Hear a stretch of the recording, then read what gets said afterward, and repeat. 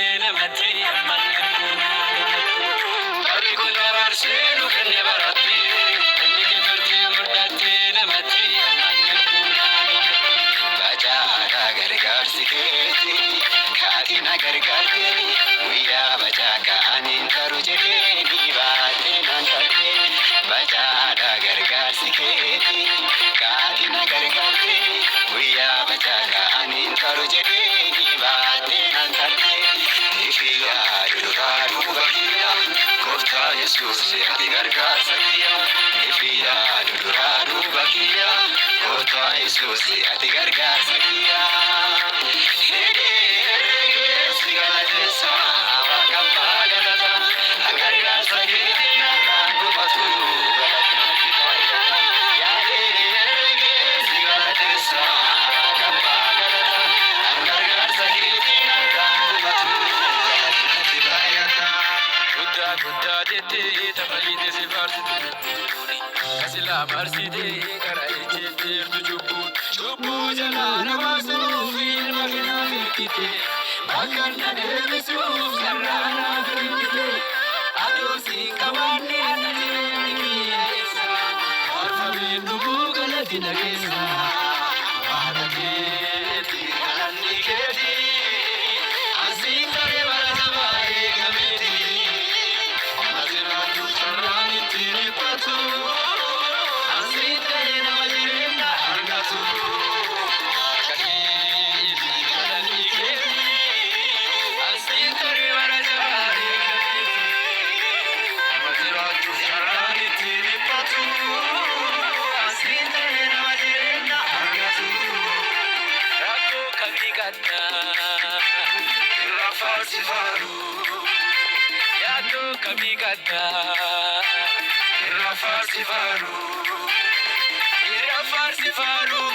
Irrafarsifaru, rakote bagayatu, yato kamikata.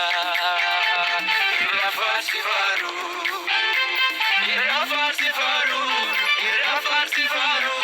rakote bagayatu.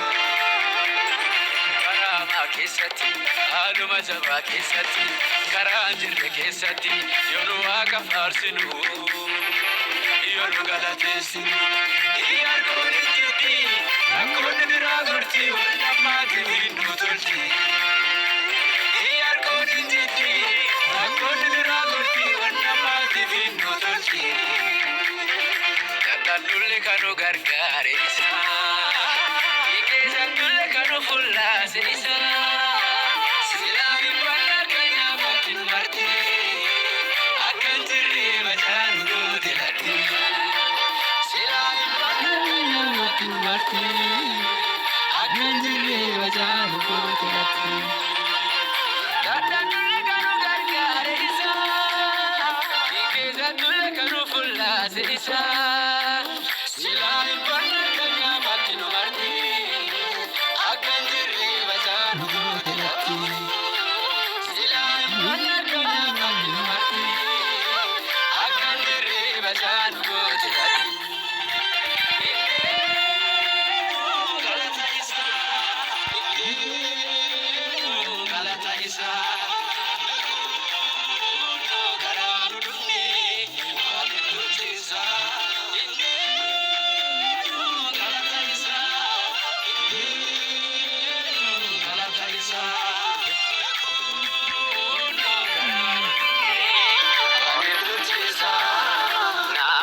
ammaterraa yoon dabartee bitta dhukkee keessaa fuute addee ulfinnaa keessa warra si ammaterraa yoon dabartee bitta dhukkee keessaa fuute addee ulfinnaa keessa ajaanoo si qofaa bulchaa uummata cufaa kakkuute gubbaa lafaa ajaanoo si qofaa bulchaa uummata cufaa kakkuute gubbaa lafaa Ududi nama guddaan dikayyoo teetii jiru lubbuun maqaa kee waamtee hin balee malee jiru lullee hin fokkeffannee cufaa argannee ulfinna kanaaf jarraa argannee farsaa gaageenya akka hidhannoo nyaabaatti silaa gaafa sanbannee rakkoosaan maradeenee yammallee siisa darbee hojuun baddeen deebii Israa'eliin faarsitee tattillee warra nyaatee